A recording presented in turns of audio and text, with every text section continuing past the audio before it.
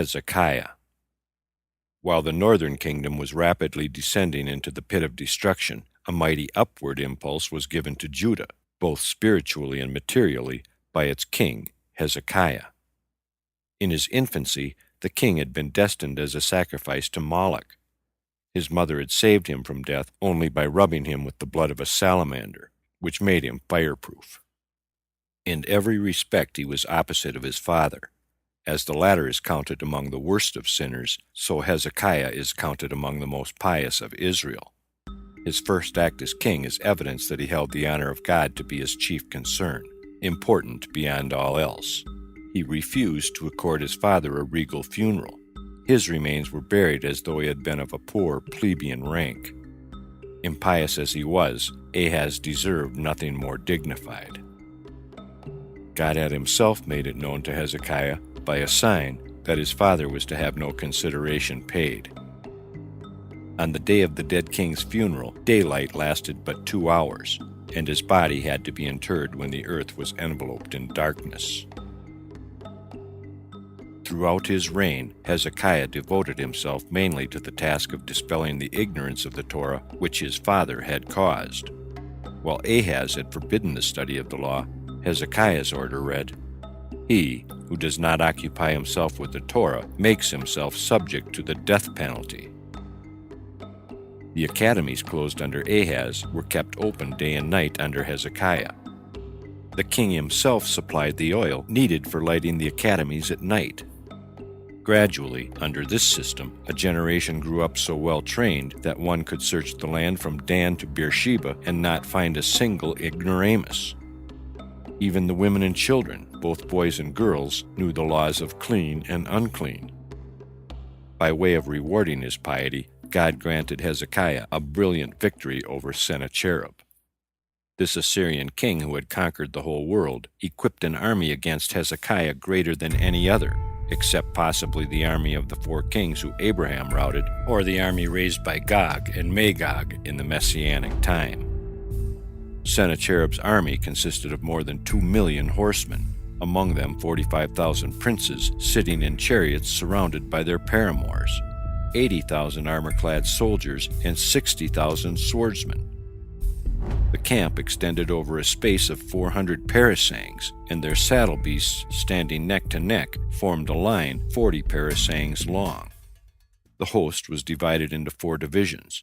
After the first of them had passed the Jordan, it was almost dry, for the soldiers had drank from the river. The second division found nothing to quench their thirst except the water gathered under the hooves of the horses. The third division was forced to dig wells, and when the fourth division crossed the Jordan, they kicked up great clouds of dust. With this vast army, Sennacherib hurried onward, in accordance with the disclosures of his astrologers, who warned him that he would fail in capturing Jerusalem if he arrived there later than the day set by them. His journey having lasted only 1 day instead of 10, as he had expected, he rested at Nob. A raised platform was erected for Sennacherib, and from there he could view Jerusalem. On first beholding the Judean capital, the Assyrian king exclaimed, "What? This is Jerusalem? The city for whose sake I gathered together my whole army? For whose sake I first conquered all other lands? It is smaller and weaker than all the other nations I conquered." He then stretched himself, shook his head, and waved his hand contemptuously toward the Temple Mount and the sanctuary crowning it. When his warriors urged him to attack Jerusalem, he told them to rest for the night and be prepared to storm the city the next day. It seemed no great undertaking. Each warrior would only have to pick as much mortar from the wall as needed to seal a letter, and the whole city would disappear. But Sennacherib made the mistake of not proceeding directly to attack the city. If he had made the assault at once, it would have been successful, for the sin of Saul against the priest at Nob had not yet been wholly expiated, but on that very day it was atoned. In the following night, which was the Passover night, when Hezekiah and the people began to sing the Hallel Psalms, the giant host was annihilated. The archangel Gabriel, sent by God to ripen the fruits of the field, was charged to address himself to the task of making away with the Assyrians. and he fulfilled his mission so well that of all the millions of the army, Sennacherib alone was saved, with his 2 sons, his son-in-law Nebuchadnezzar, and Nebuzaradan. The death of the Assyrians happened when the angel permitted them to hear the songs of the celestials. Their souls were burned, though their garments remained intact.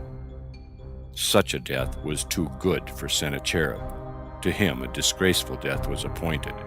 On his flight away from Jerusalem, he met a divine apparition in the guise of an old man. The old man questioned Sennacherib as to what he would say to the kings allied with him, in reply to their inquiry about the fate of their sons at Jerusalem. Sennacherib confessed his dread of meeting with those kings. The old man advised him to have his hair cut off, which would change his appearance beyond recognition. Sennacherib agreed, and this advisor sent him to a house in the vicinity to fetch a pair of shears. Here he found some people, angels in disguise, busying themselves with a hand mill. They promised to give him the shears, provided he ground a measure of grain for them. So it grew late and dark by the time Sennacherib returned to the old man, and he had to light a fire before his hair could be cut. As he fanned the fire into a flame, a spark flew into his beard and singed it, and he had to sacrifice his beard as well as his hair. On his return to Assyria, Sennacherib found a plank, which he worshipped as an idol because it was part of the ark which had saved Noah from the deluge.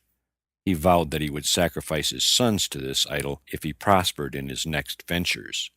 But his sons heard the vow, and they killed their father.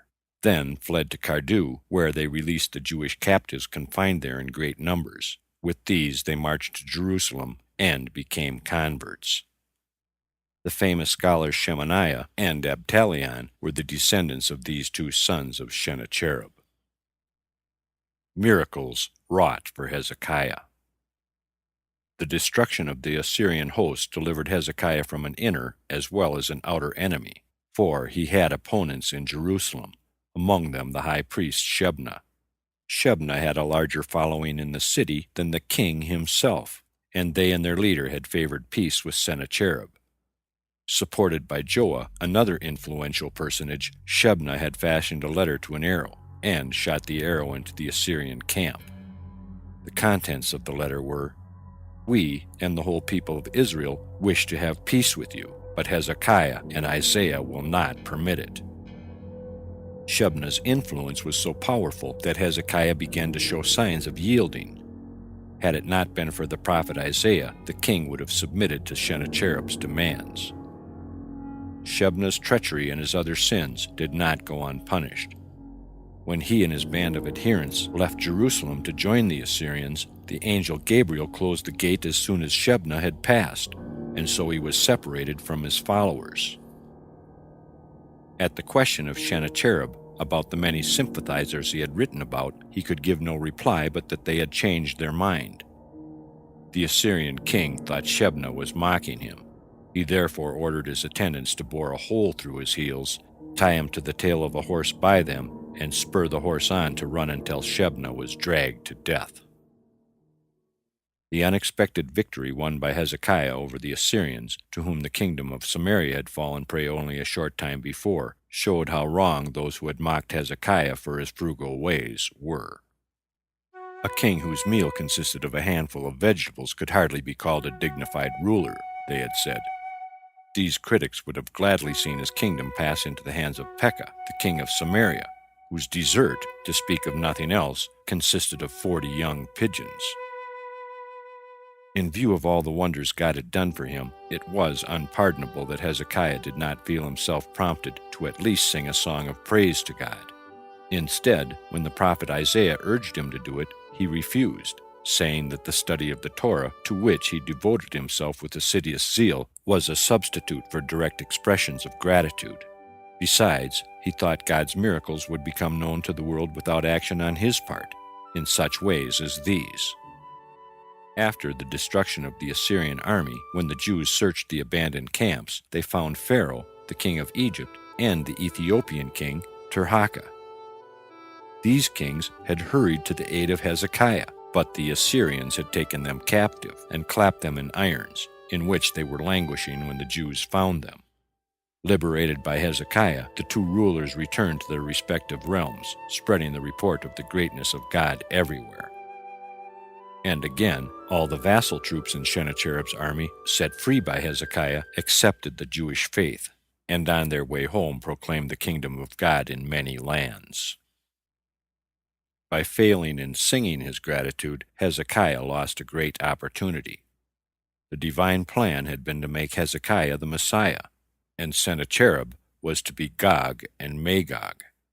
But justice opposed this plan, addressing God so: O Lord of the world, David, king of Israel, who sang so many songs and hymns of praise to you, him you did not make the Messiah, and now you would confer the distinction on Hezekiah, who has no word of praise for you, in spite of the manifold wonders you have brought for him? Then the earth appeared before God and said, Lord of the world, I will sing you a song in place of this righteous man. Make him to be the Messiah. Then the earth intoned a song of praise. Likewise spoke the Prince of the world, Lord of the world, do the will of this righteous man. But a voice from heaven announced, This is my secret. And again, when the prophet exclaimed sorrowfully, Woe is me! How long, O Lord? How long? The voice replied, The time of the Messiah will arrive, when the treacherous dealers have come. The sin committed by Hezekiah while he was mentally asleep, he had to atone for when awake. If he refused to devote a song of praise to God for his escape from the Assyrian peril, he could not refrain from doing it after his recovery from the dangerous sickness that befell him. This sickness was a punishment for another sin besides ingratitude. He had peeled off the gold from the temple and sent it to the king of the Assyrians. Therefore, the disease that afflicted him caused his skin to peel off. Moreover, this malady of Hezekiah's was brought by God to offer an opportunity for the king and the prophet Isaiah to come close together. The two had had a dispute on a point of etiquette. The king deduced as a precedent the action of Elijah, who went to show himself before Ahab, and demanded that Isaiah too should appear before him. The prophet, on the other hand, modeled his conduct after Elisha's, who permitted the kings of Israel, Judah, and Edom to come to him. But God settled the dispute by afflicting Hezekiah with sickness, and then he told Isaiah to go to the king to pay a visit due to the sick. The prophet did the bidding of God. When he appeared in the presence of the alien king, he said, Set your house in order, for you will die in this world and not live in the next. A fate which Hezekiah incurred because he had failed to take himself a wife and bring forth a posterity. The king's defense was that he had preferred a celibate's life because he had seen in the Holy Spirit that he was destined to have impious children. But this the prophet did not consider valid. He rebutted it with the words, Why do you concern yourself with the secrets of the All-Merciful? You have but to do your duty, and God will do whatever pleases him.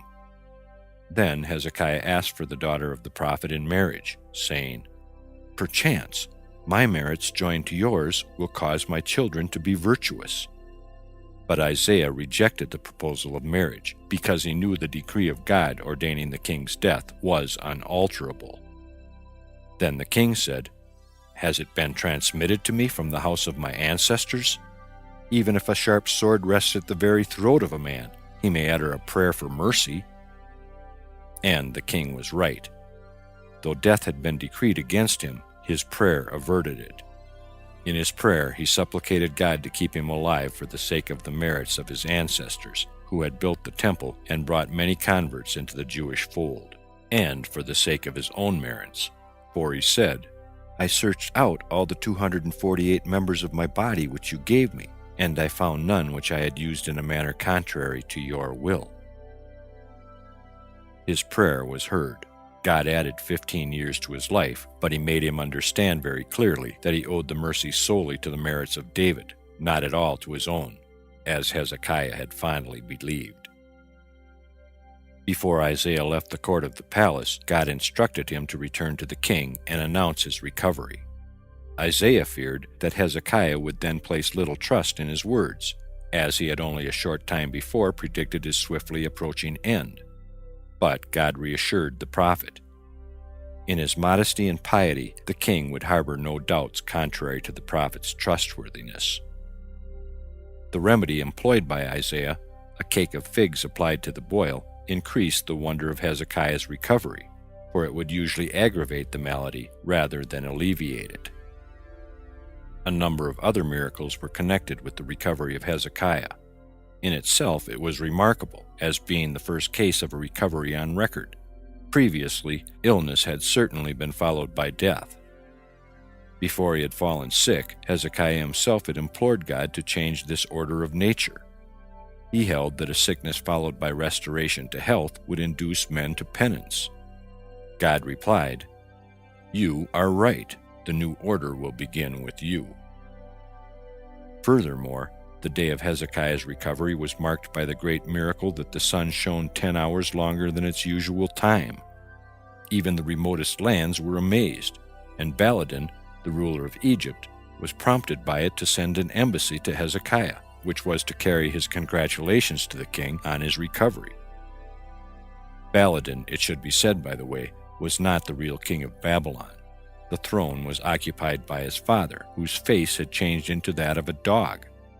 Therefore, the son had to administer the affairs of state, and he was known by his father's name as well as his own. This Baladan was in the habit of dining at noon and then taking a nap until 3 o'clock.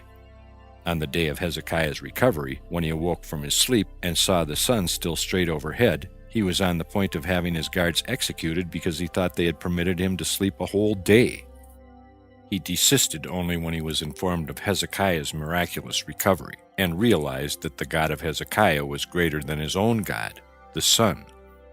He at once set about sending greetings to the Jewish king. His letter read as follows: "Peace be with Hezekiah, peace be with his great God, and peace with Jerusalem."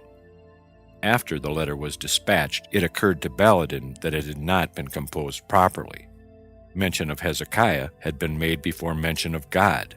He had the messengers called back and ordered another letter to be written, in which the oversight was made good. As a reward for his punctiliousness, 3 of his descendants, Nebuchadnezzar, Evil Merodach, and Belshazzar, were appointed by God to be world monarchs. God said, "You arose from your throne and took 3 steps to do me honor by having your letter rewritten. Therefore, I will grant you 3 descendants who will be known from one end of the world to the other." The embassy sent by the Babylonian monarch was an act of homage to God for his miracle. Hezekiah, however, took it to be an act of homage toward himself, and it had the effect of making him arrogant. Not only did he eat and drink with the heathen who made up the embassy, but also, in his haughtiness of mind, he displayed before them all the treasures which he had captured from Sennacherib, and many other curiosities besides. Among them, magnetic iron, a peculiar sort of ivory, and honey as solid as stone. What was worse, he had his wife partake of the meal in honor of the embassy, and, the most heinous crime of all, he opened the holy ark, and pointing to the tables of law within it, said to the heathen, "With the help of these we undertake wars and win victories." God sent Isaiah to reproach Hezekiah for these acts. The king, instead of confessing his wrong at once, answered the prophet haughtily. Then Isaiah announced to him that the treasures taken from Sennacherib would revert to Babylon sometime in the future, and his descendants, Daniel and the 3 companions of Daniel, would serve the Babylonian ruler as eunuchs. Despite his pride in this case, Hezekiah was one of the most pious kings of Judah. Especially, he is deserving of praise for having Hebrew literature put into writing, for it was Hezekiah who had copies made of the books of Isaiah, Ecclesiastes, Song of Songs, and Proverbs. On the other hand, he concealed the books containing medical remedies. Great was the grieving at his death. No less than 36,000 men with bared shoulders marched before his casket, and, in an even rarer distinction, a scroll of the law was laid on his casket. For it was said, "He who rests in this casket has fulfilled all ordained in this book." He was buried next to David and Solomon. Manasseh. Hezekiah finally yielded to the admonitions of Isaiah and took a wife, the daughter of the prophet. But he entered marriage with a heavy heart. His prophetic spirit foretold him that the impiousness of his sons would make their death preferable to their life. These fears were confirmed all too soon.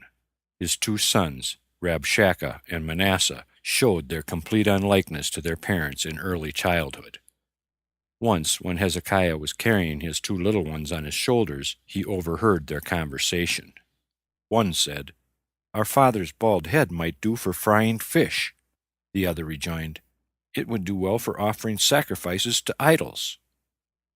Enraged by these words, Hezekiah let his son slip from his shoulders. Rabshakeh was killed by the fall, but Manasseh escaped unhurt. It would have been better if Manasseh had shared his brother's untimely fate. He was spared for nothing but murder, idolatry, and other abominable atrocities. After Hezekiah departed this life, Manasseh stopped serving the God of his fathers and did whatever his evil imagination prompted. The altar was destroyed, and in the inner space of the temple he set up an idol with 4 faces, copied from the 4 figures on the throne of God. It was so placed that from whatever direction one entered the temple, a face of the idol confronted him. As Manasseh was sacrilegious towards God, he was malevolent towards his fellow man. He fashioned an image so large that it required 1,000 men to carry it. Daily a new force was employed on this task because Manasseh had each set of porters killed off at the end of the day. All his acts were calculated to cast contempt on Judaism and its laws. It did not satisfy his evil desire to obliterate the name of God from the Holy Scriptures. He went so far as to deliver public lectures to ridicule the Torah. Isaiah and the other prophets, Micah, Joel, and Habakkuk, left Jerusalem and went to a mountain in the desert, that they might be spared the sight of the abominations practiced by the king. Their hiding place was disclosed to the king. A Samaritan, a descendant of the false prophet Zedekiah, had taken refuge in Jerusalem after the destruction of the temple. But he did not remain there long. Charges were made against him before the pious King Hezekiah, and he withdrew to Bethlehem, where he gathered hangers-on about him. This Samaritan traced the prophets to their hiding place and brought accusations against them before Manasseh. The impious king sat in judgment on Isaiah and condemned him to death. The indictment against him was that his prophecies contained teachings and contradictions with the law of Moses. God said to Moses, "You cannot see my face, for man will not see me and live." While Isaiah said, "I saw the Lord sitting on a throne, high and lifted up." Again, Isaiah compared the princes of Israel and the people with the impious people of Sodom and Gomorrah, and he prophesied the downfall of Jerusalem and the destruction of the temple. The prophet offered no explanation. He was convinced of the uselessness of defending himself, and he preferred that Manasseh act from ignorance rather than from wickedness. However, he again fled for safety. When he heard the royal bailiffs in pursuit of him, he pronounced the name of God, and a cedar tree swallowed him up. The king ordered the tree to be sawn in pieces. When the saw was applied to the portion of the bark under which the mouth of Isaiah lay, he died, his mouth being the only vulnerable part of his body, because at the time when he was called to his prophetical mission, he had made use of the contemptuous words, "a people of unclean lips," regarding Israel. Isaiah died at the age of 120 years by the hands of his own grandchild. God is long-suffering, but in the end, Manasseh received the deserved punishment for his sins and crimes. In the 22nd year of his rulership, the Assyrians came and carried him off to Babylon in fetters, him together with the old Danite idol, Micah's image. In Babylonia, the king was put into an oven which was heated from below. Finding himself in this extremity, Manasseh began to call on God after God to help him out of his straits. As this proved worthless, he resorted to other means. "I remember," he said, "my father taught me the verse, 'When you are in tribulation, even if in your latter days, you will return to the Lord your God and hear his voice, he will not fail you.' Now I cry to God. If he inclines his ear to me, well and good. If not, then all kinds of gods are alike. The angels stopped up the windows of heaven, that the prayer of Manasseh might not ascend to God, and they said, Lord of the world, are you willing to give hearing to the one who has paid worship to idols, and even set up an idol in the temple? If I did not accept the sacrifice of this man, replied God, I should be closing the door in the face of all repentant sinners. God then made a small opening under the throne of his glory and received the prayer of Manasseh through it. Suddenly, a wind arose and carried Manasseh back to Jerusalem.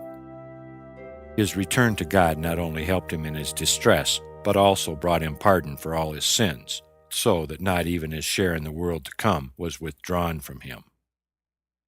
The people of this time were attracted to idolatry with so irresistible a force that the vast learning of Manasseh, who knew 52 different interpretations of the book of Leviticus, did not give him enough moral strength to withstand its influence. Rabbi Ashai, the famous compiler of the Talmud, once announced a lecture on Manasseh with the words, Tomorrow I will speak of our colleague Manasseh. That night, Manasseh appeared to Ashai in a dream and put a ritual question to him which the rabbi could not answer. Manasseh told him the solution, and Ashai, in amazement at the king's scholarship, asked why one so learned had served idols. Manasseh's reply was, Had you lived at my time, you would have caught hold of my hem and done the same as me. Amon, the son of Manasseh, surpassed his father in wickedness. He was in the habit of saying, My father was a sinner from early childhood, and in his old age he did penance. I will do the same. First I will satisfy the desires of my heart, and afterward I will return to God. Indeed, he was guilty of more grievous sins than his predecessor. He burned the Torah. Under him the place of the altar was covered with spider webs, and, as trying to set as nothing the Jewish religion, he committed the worst sort of incest, a crime more heinous than his father's crime of a similar nature. Thus he executed the first half of his maxim literally. For repentance, however, he was given no time. Death cut him off in the fullness of his sinful ways. Next, Josiah and his successors. End part 87 of 95, TheLegendsOfTheJews.com.